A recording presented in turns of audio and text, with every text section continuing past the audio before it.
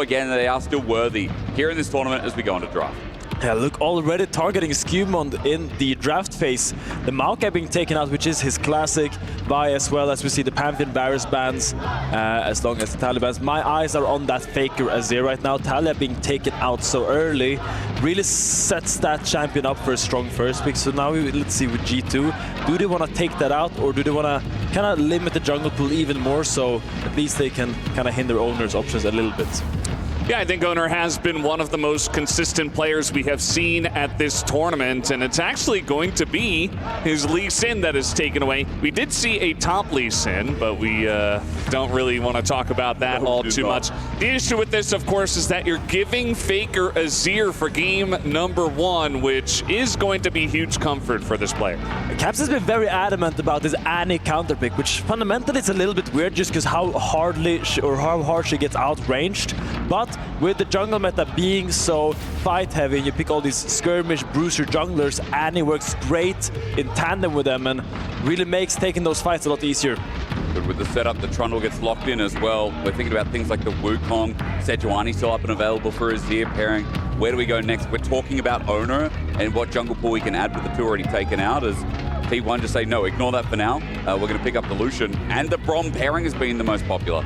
Yeah, I mean, this has been the big one. We saw that Ruler and Duro went back to this in Game 3 against G2 yesterday and were able to capitalize on it. And they picked it relatively early, just like we see here. I think it might be a little bit difficult for Owner. You know, this Trundle is rough for him. He loves to play the Xin He loves to play Pantheon, but it's banned or it's not good into Trundles. So they're going to forego his pick for now and just pick a strong bottom lane duo instead. Senna being a champion, Hansama utilized regionally very well. Just getting those stacks can be difficult when all these swaps end up happening, so you really want to solidify those lanes and keep them there, try to get all those stacks on that Braum in the early game. Allowing now, probably look for a support counterpick on 4 and a counterpick for Broken on 5 later in the draft. On the note of Senna, I feel like it's been the pick of the tournament so far. You know, it's 4 out of 5 win rate, but more so it's just been the games and the impact it's had. Set safe scaling, and with Hansama, that's what G2 need here when we're already starting to ban away some long-range options that maybe can match into it. Rumble's the first one to go. What is that setting up for with Alistar also on the side? Maybe a pairing that G2 could utilize? Yeah, I mean, crucially, they're still targeting the junglers a little bit there from Owner, but champion that has been very popular for the man in the top lane for T1 is the Gwen, something he has relied on a lot. Dying to the Krugs and then reaching his final form as first G2 must pick their support. Nautilus Senna is just such a classic combo. Here you are against the Braum. Usually Nautilus into the Braum is not really favorable, but you just want something that has a go button to really help to bounce off that pillar. Yeah, and definitely we have our eyes here on what Owner is going to pick with all these bans against him and having to deal with the Trundle. The Wukong you mentioned might be an option here, and also with Doran, he does have to go ahead and blind pick into Broken Blade, which is never a comfortable spot to be in. Xin He will be some comfort here for Owner. He does love this pick. It's, you know, Trundle does often get picked into this, so we'll see how Owner deals with this matchup. Yeah, G2 really like pivoting the draft so he kind of was forced to play Xin He there, giving them a favorable matchup despite blinding. Now, if you pick Gwen here, you run into really scary Jax on 5. So I could see Doran really looking for something else that has a little bit more lane control in the top side, being the Aurora that kind of had struggles against yesterday, and now get to see what Broken Blade has in mind. Broken Blade has a plethora. The problem is, like we've seen with the Warwick top in certain matchups, sometimes he goes too far. Jace yesterday we didn't like against the Gwen, now up against the Aurora. Option could just be safe, play a tank, and I think Broken Blade's one of the best role players. Yeah, sign into the Aurora is a little bit hard before he gets his first base off, but when he gets that MR, when he gets that MR Sunfire cape and he starts one-shotting those waves, he can really dictate the lanes in the mid to late game, but that early laning phase will be really tough. Yeah, it's definitely going to be tough. I think Doran has an opportunity here to get things going and start winning that lane. I think especially when you've got Lucian Braum on the bot lane at the same time, you have a couple of lanes that should be comfortable early on. Definitely a lot of eyes on the mid lane as well. You mentioned how Caps is loving this Annie into the Azir. How can Faker do? Faker's gotten some solo kills himself, but he's also been solo killed as well by some players. So we'll be looking to see how volatile that mid lane matchup does get. It was that rough Rise Flash, remember the other day, versus Jojo Pyun. EU's already tested and thrown out the works into Faker. Like, is he going to have a better final showing here at the Esports World Cup? Their final game, their final series, rather. For third place, G2 versus T1. Finn, you already talked up the rivalry. I remember back over to MSI 2024, they blasted G2 into the ground. Yeah, there's been some series, some games close over the years, but T1 really have felt that they've had their number. It hurts EU. T1 are definitely behemoths of the region. Hey, reminiscence back. Reminiscence back to 2019. Oh no! I remember an MSI semi-final 2019 where G2 really had their number, followed by a World semi-final 2019. Sure, T1 has had recent success in this matchup, but let's not forget that G2 was the one that tested them on the world stage back then. Yeah, it's kind of funny. That was a very long time ago, and you mentioned the recency from T1 has been big. Yeah, it's 2019 with Europe. Yeah, we still think about it. Shout out to the crowd. We got the Hanadu set today. I don't know if we got it yesterday. Orcs and I did searching for it. Yeah, but we obviously here we can't hear crowd as much. So shout out to the Grand fans that came in. Yeah, 2019 is a big meme for Europe because we latch onto it, you know. I know you being LCK caster, Voldemort, you're like, you honestly, you get to lather up each year and just go, yeah, the 2024, yeah, good year. 2022, yeah, not bad. 2022, yeah, great year. Yeah, but there are definitely some scars, you know, some years where it didn't go all so well. We do not like to think about 2018, 2019. That wasn't exactly the heyday for LCK, but still had some strong teams in the mix at that time. But it is really about T1 and G2 today. Both of our analyst desk members were talking about the magic, you know, the magic of G2. Can they rekindle that? But also the magic of Team 1, where it feels like they're inevitable. But they have fallen here to the third and fourth place match, so that is one step down. I do wonder where their mindset is going to be heading into today. As you say, it's very true, Valdez. I think right now, though, maybe we have a fight here already. This is cute. Yeah, Winter's fight. They probably stopped it there for Carrier. Gets some autos down, and nice from Goomer as well. But it's only onto Lebrov and Han Summer. Gets a bit of soul usage out of that trade as well. Yeah, what I was gonna say is that I feel like T1 at this tournament isn't really showing that performance that we kind of expect from them. Meanwhile, G2 came in as looking as massive underdogs, but really has stepped up this tournament and showed why they should still be respected on that international stage, showing why they once were a team that was threatening the international competition and showing why you don't count them out that easily. Yeah, this is one thing I was looking forward to for T1's lanes. They're already dominating bot, as you would expect. Picking the Nautilus into the Braum can sometimes be difficult. You have to take very short trades there. And also, as you were mentioning, Finn, up in the top lane, Doran is going to bully Broken Blade a bit in the early game until he does get that first back. So maybe gives a little bit of extra room for Owner to move around the map and make some plays happen. Broken Billy will suffer for... Doran has chosen that Grasp rune, which is not scaling as well in the damage department, but getting that health, just keeping the lane state solid and having that defensive capabilities in case Sion wants to go for a heavy trade. It's really nice for the early game, but I don't think it scales as well. You don't really get that burst damage when you get your items as much. Seeing more trading down bot. Heal's going to be burnt by Carrier, Owner on a ward. Spotted his pathing down bot as he clears all camps down here, and noticed as well that being matched by Skumon, but naturally the Trundle, as he gets to some of these solo camps, will blitz through. Doran, it just continues up on top as Broken Blade, gets shredded a little bit, and I feel like the only other Aurora that in counter matchup has really been bullying and being that successful in this tournament has been Keen. We saw him in a different matchup versus a Rumble, but still, like, his Aurora was very clean in lane. So far, a similar start to Doran here, as with the Grasp, he's making full use against Broken Blade. Baker going in for some of these trades. There's been so much action around the mid lane whenever T1 is playing. It's either T1's, or rather Faker's teammates trying to help out Faker and get ganks going. We saw multiple ganks from like Owner and even Carrier coming in some of their games, but also teams trying to punish Faker and trying to gank him. So expecting a lot of action around the mid lane. As once again, we're just trading down in the bottom side here. Faker will go back mid. I feel like Owner's been a helicopter parent. You know, he's just always there for Faker. And Kerry is like the brother that just drops in unannounced. As I give him a quick root, and there you go. Faker's going to do it himself, actually, and Caps has no stun. Auto to death with a little tempo. If there's another soldier to arise, yes, Faker hits the high note for first blood. Massive by Faker, finding a solo kill onto Caps. Caps disrespecting that lethal tempo damage. He thought he could take one more auto attack, but had to respect that, had to flash out. Faker knowing his damage so well and really getting a small little lead here for T1. And this is what it's been about for Faker. He's been getting those solo kills. Yes, he has taken some himself, but that is a massive start. As I mentioned before, supposed to be winning a couple of lanes. And yeah, it's just Caps not respecting Faker's TP back here of the lane. Yeah, Caps wants to crash this wave and then base so Faker doesn't clear it, but he wastes the stun on the caster minutes and Faker sees a moment to pounce, sees that he can go for the play here, and that soldier and the lethal tempo little thing flies at him and... Little thing. Yeah, the ends up falling to that extra damage. Perfect play by Faker and at just the right amount of damage.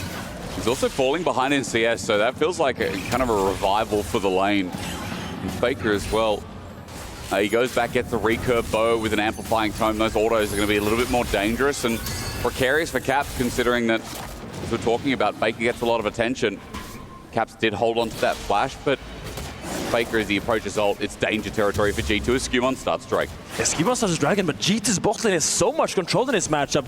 One potion up on Hansama versus Gumayushi, constantly pushing him on their tower, using that Cryo now to secure this first Dragon. And once you get this Dragon, that is when you can really look for these swaps. And I think Broken Blade is going to need some relief. He's really struggling in the 1v1 in the health department. He's getting a lot of the creeps, but he will want to base really soon and maybe look for an ult down to the bot lane. And if they can manage to mismatch these lanes, I think Sign will be very happy, while Aurora, leaning against that Senna Nautilus, she might have a bit of a roughie, one might say.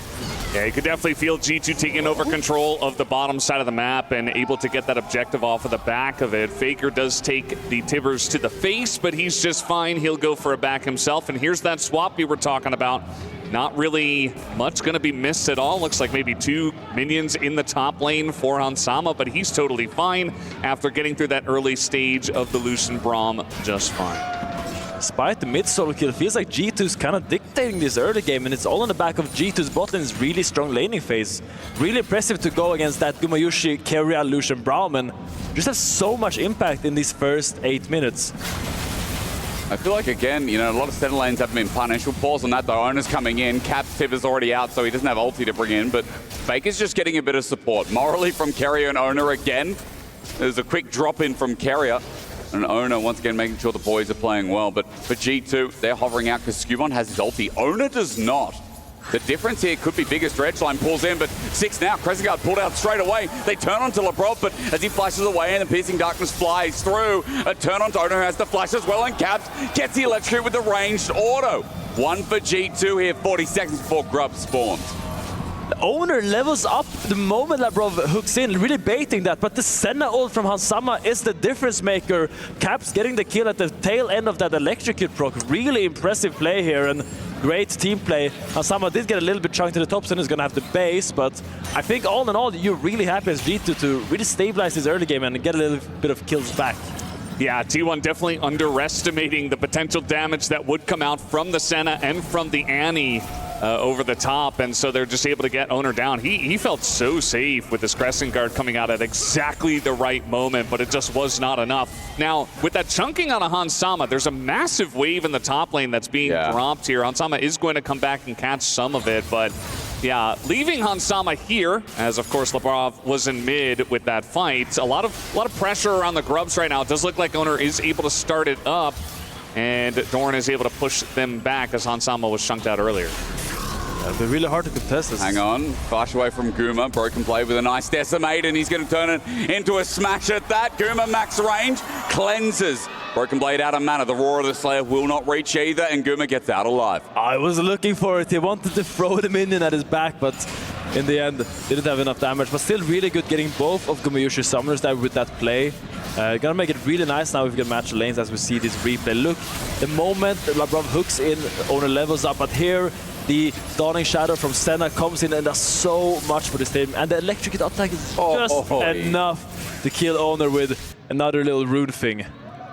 T1 fan. Oh, okay, maybe she's a G2 fan. I don't know. I don't know. I see some betrayal, but I see Caps now, who's up 250 gold after that earlier solo kill from Faker. Remember, he was maintaining a CS lead in this lane, so just because he's been able to match the kill, now gold in his favor, and the Caps good start, I would say, but he has his flash available, might have to burn it as the Emperor's Divide. No, he's going to stand his ground, doesn't want to lose the Summoner, and Owner takes him down. Yeah, Caps should have been able to flash away from that one. He just didn't have any vision. He's sitting in mid against an Azir. He has to flash that Emperor's Divide, but instead he just kind of accepts his fate. He will hold on to his flash, but now he's dead again. 2v2's going to begin though. Meanwhile, Carrier has ultimate available, layers it on top of Labrov, who flashed before. No escape for him. A free kill over to Guma on Lucian. And T1 in this early game starting to race a bit as Hansama, Winter's Bite causes the flash. T1 getting a lot out of there too. A very different story to the Anyone's Legend series so far. Yeah, big mistake by Labrov disrespecting there. Despite the early lane going so well, you are still only level 5. You can't walk up and take that fight. You do not have your ultimate ability. And Senna ulted before. It was on cooldown when the fight started. I think they got a little bit too confident because there was no summoners on Gomayushi, but still, that ultimate difference is just too vast, and you gotta play a little bit more respectful in these situations. It's got turret plating as well, by the way, thanks to the 2 grubs. So again, another lead to talk about here for T1. Yeah, it's definitely a very nice spot for them as Guma's going to eat a bunch of damage with the Dawning Shadow to his face. But yeah, definitely got to be careful into the Braum. Even if he didn't have the ult, he can get stunned up. Labrov was sitting there with no sums. Definitely a bit of a risk. So he does pay the price, and that does mean that T1 in a pretty comfortable spot in this game. We're able to pick up a couple of the grubs as well, and are holding on to a lead in this one. Imagine Broken Mid opens topside here, and then G2 tries to secure this second dragon. That would be great, really solidifying that dragon win condition that we so know well.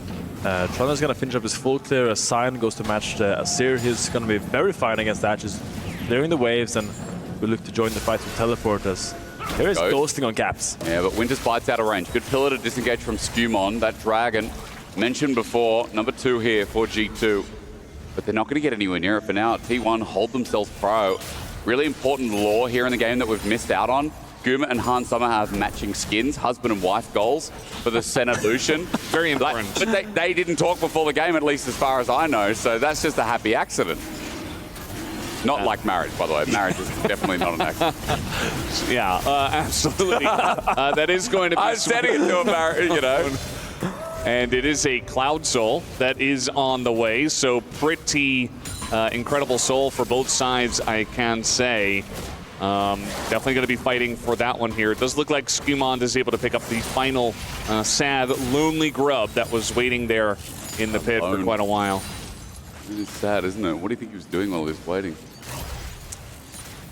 Thinking. Grubbing about? Grubbing about, yeah. What a grub do in their downtime. Caps accepting the wave. Look at T1, the setup here on Broken Blade. He went for the plating and he thinks, okay, maybe I can just hold the out. And I think Carrier knows it. So yeah, he walks it out. Good plating picked up. And the fact that he's within reach when the early part of the lane was so bad. These mismatched, these swaps seem to be working out pretty well here. Yeah. G2. And this is kind of what you want to do with a Sign. You just want to preferably... Guma goes for the cooling here. I don't think he's going to get that much. Hansama will heal him and walk out. Caps ults the bot to try to get a chunk on Dora, knowing they have the numbers advantage. But Guma and Carrier are trading down bots potentially, so a dive would be difficult, as it's probably just going to be a deep vision take here from Skewmon and Labrov. Walking together, something that we really like to see, and a big of the criticism towards G2 has been Skewmon and Labrov not working together well enough. The gate, all it takes is a pillar. One hits, the other does not. And I was looking for that depth charge, but because there's no dredge line, T1 are just going to walk this out. Unfortunate for G2. Yeah, I really like that angle. I like how they're playing around their vision and trying to look for pockets where they can really abuse where T1 do not have the vision. And it kind of worked, but their engage is not there if the Nautilus doesn't work. But now Skewmon runs into Carrier. Again, that layering of the ulti. He flashes, but into a Winter's Bite concussive blows. Skewmon nowhere to go. T1 give another over to Guma. And slowly but surely they keep picking up the kills here as Faker looks for Broken Blade. He's got lethal tempo up and available, but there won't be enough damage to cut through as, again, another kill over to Guma is big news. it's a sad day for Scuman as Broken Blade is getting a little bit surrounded here. I don't think they can dive him. He's a little bit too tanky, but I don't know if you saw, but Gumayushi actually stole his chicken while he was hitting it and then killed him after. That's the biggest disrespect that can happen to you. That's very unfortunate. It's the worst thing, isn't it? Yeah. Ona just picks up all the rather jungle camp from top side in the meantime. So that play of Scuman getting called out means he loses 2 camps, he loses his life. Gold lead for T1 is about 2,000 gold as well. I think outside of, Caps finding that kill with a return onto Ona, everything has been T1 favored here in the early game. We see an Azir, we see an Aurora, like we see a lot of team fights set up here. I think they'll be chilling with how this early game's going. Yeah, they're in a very comfortable spot. I mean, their Lucian is gigantic right now. Guma just so fed at this point in the game, as now we got a TP up to the top side, but that is a Scion, so he's just going to run away. Oh, yeah. So a lot of the lanes here being controlled by T1. It does look like G2 at least able to invade once again. They've had control of this jungle for quite a while, funnily enough, so they'll sit there as if it's their home. There's a bot in TP on mid, and Annie's walking up. They don't want to give this Herald for free. Onto Gumi. He's just going to walk towards his jungler. Broken Blade teleport now down, which means Faker might open up for the next wave. The Herald is the next call, right? Shelly has some business to do. Maybe with G2 as Ona just backs off, and they're going to receive waves first, but someone has to receive top because G2 are losing a bit of minions, bit of XP, bit of gold for this. It's pretty awkward for G2. They use both their solar lanes to rotate towards mid, but they don't really get anything with the time that they both use. Meanwhile, Dora and Faker was just pushing both side lanes, and now while G2 has to go and catch those waves, T1 is just going to take control of mid, take control of the top side river, and most likely gain control of this Herald. I don't think Skuma can walk in there, especially with no flash. Yeah. You just got to give it, and that's what happens. If you use your turn to walk mid, and you don't actually get something, Step charge. the next 45 seconds... Maybe they get something afterwards. Decimating Smash needed, though. Ona hasn't pulled the ulti out. T1 want to turn it 2 versus 4 for now, but Doran's in. Carrier Guma on the way in as well. Faker's bought time with the wall up and a veil, and the layering of Carrier, it turns into a T1 master stroke. Doran with the follow-up after Caps finally joins in, but he has no stun. He's got no stun, and he ain't here for fun. The exhaust is down. It's going to take a while to stack up, but before Tivus is out, T1 launch on the mid laner. Guma will be the sacrifice. His life is now forfeit. Hansama playing it back. Tivus was angry. 4 members low of T1. G2 might have an angle, but as a dredge line comes in, Labrov getting bursted down. Faker flushed away, dies, hits the ground, but the stun up, and there's still good damage. The range from Doran keeps him at bay. G2 sending back here. It's a messy one, but the Herald still was secured by T1. But it's not a bad fight for G2 at all. They actually trade evenly and manages to keep the tempo now on the map, looking for this top lane tier 1, looking for some chunks. No. Unsum of the target. Doran ultied up, decimating Smash, but under turret, Broken Blade's now caught here, and Kerry's going to get a couple of concussive blows. Auto attack after auto attack, and this Aurora does do damage to Broken Blade. Meanwhile, Han Summer dies to the jungler, decimating Smash onto Carrier, blocked away by the Unbreakable. Broken Blade is trying, but Guma has respawned. We are devolving to chaos, but T1 like it. I mean, this is a super messy fight, but T1, they had it calculated the whole time, or at least that's what I'll tell myself. They baited them in 2v4. They brought them into the river. Faker looked like a tasty piece of 8 there, and G2 did get run down, but they were coming back. And then eventually they just pushed it a little bit too far, and T1 are getting massive wins all across the map. After this, they get that kill on a Hansama. They get the mid lane turret as well. And it does look like Scuman was able to sneak in here and take down the Drake, but that is just a consolation prize at this point. So Finn, still G2 favored? Like, where did we end there? Because there were 2 parts of the fight. Maybe that was my first caster curse there. Yeah, Slight solace for Trundle getting that dragon, but I mean, that's just a T1 classic. I feel like they play so well on max range with low health bars. Like, you see all these low health bars. And we're doing it again, aren't we? Look at the layering. Carrier just sends out the ulti, but Guma comes in. Culling is now layering down too. It must be a day of cake in game 1, because I love the layers that T1 are bringing in for fun. A double already. Guma going to send it for Relentless Pursuit, and with the piercing darkness, or rather light, he almost finds Broken Blade at the end. Oversteps under the turret. So T1 do lose their jungler, but it's the cost of 2 for G2. Hang on, 3. Oh, we're doing it again. Carrier, Winter's Bite. It's a bait in. Faker's backing away, by the way, so it's just Guma, but he's got 7 kills. Yeah, we saw G2 do this to Gen.G yesterday, and Gen.G could not keep up, but T1 are keeping up with flying colors. They say, bring the action. It is fine for us. And they feel like they caught Owner here, but Owner just decides to go in before he's retreating, and they get a good chunk of Faker here, but here Doran comes with a massive Between Worlds, and Keria with a massive ult, and all the Avengers come to help them, and Capsteep is in there, but he has no stun. He can't look for big Tibbers because he needs time to stack that. He tries to flash away from the Keria's concussive blows here, but in the end, he gets a lot of damage out just before he dies. And look at his Tibbers. This Tibbers makes it really difficult for T1 to kind of approach, and it kind of leaves Keria out to dry here because Tibbers is just so tired of T1. I'll quote Medic a little bit. That TP sucked. I think that TP from Caps was a roughie, especially when you don't have stun up and available. This is going to go on for another 5 minutes because we... Yeah, and here it's where it kind of devolves and ranges a little bit. What do you mean here it devolves? I think it devolved 5 minutes ago, brother. Broken thinks has enough damage, but Keria saving the heal, breaking in, and now Ansama is just left alone with an angry man with a spear, trying to chase him down, and despite the flash, and despite all the attempt from G2, there's just not enough damage in the bank right now. Oh. Yeah, and guess who gets the kill? It's Gumayusi after all of that. I think that was kill number 5 in the game as he's sitting on, I think, 7 or 8. Yeah, he's on 7 at this point. Wow. On the Lucian. One of the early picks in the draft. Guma's running away with this one. But now we start Arakan and T1. We've already come back and it's a 5K. G2 have to walk into this. But again, Keria sets down the Glacial Fissure, the Unbreakable as well. Dredge line in after a decimating smash, and Keria will die, but Arakan is secured. T1 still looking for a fight, however, and onto Cap, who again doesn't have his stun available. He's in trouble. Decimating smash, a 2-man though, G2. Whoa. This could be their time. Faker though, auto-attacking after a 3-man knockback is big, but G2 has 5 still strong. Owner, where did he go? He got sent upwards and now escaping in the Herald. Not only have we devolved, we have evolved in this game 1. As he's also going to look for something mid. I don't know, he's just traveling and getting out of there. G2 won the fight. He's an astronaut, he's a driver. What doesn't Owner do? I thought we had a Poppy in the game. Where did he go? Way up in the sky, it looks like. Yeah, T1, that's some classic happy gaming right there. They lose Keria, they're like, you know what, I think we win anyway. 4v5, let's run straight at the Annie and all group up for the Timbers. Not the best decision from T1, I'll say that. As we'll take another look at the fight here. We're gonna be able to break it down there. T1 starts the Atakan, and G2 approaches for this really tight choke point, and it becomes really difficult for them to approach, and T1 just finishes it now.